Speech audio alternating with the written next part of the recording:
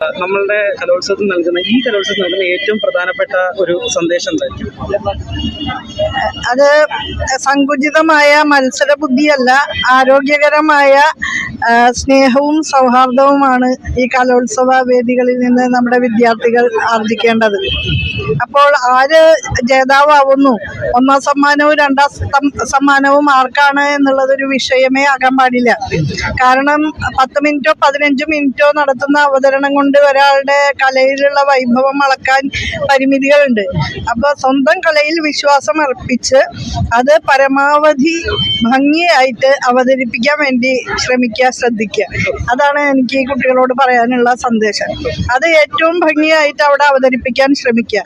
അല്ലാതെ സമ്മാനം രണ്ടാമത്തെ കാര്യം മാത്രമാണ്. പ്രത്യേകതകളുണ്ടോ ഈ കലോത്സവത്തിന്? ഇത്തവണ കലോത്സവം ഉത്തരവാദിത്ത കലോത്സവമായിട്ടാണ് സംഘടിപ്പിക്കുന്നതെന്ന് പ്രഖ്യാപിച്ച് നിരവധി നടപടികൾ സ്വീകരിച്ചു വരാണല്ലോ.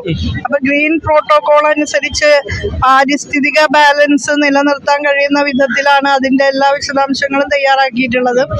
അതുമാത്രമല്ല, ആഡംബര കാപട്യങ്ങളൊക്കെ കുറച്ചുകൊണ്ട് പരമാവധി മിതത്വവും ലാളിത്യവും പാലിച്ചുകൊണ്ട് വേണം സംഘടിപ്പിക്കാൻ എന്ന് ഞങ്ങൾ തീരുമാനിച്ചു. അപ്പോൾ മിതവും ലളിതവുമായിട്ടുള്ള രീതിയിലാണ് എല്ലാ കാര്യങ്ങളും ഒരുക്കിയിട്ടുള്ളത്.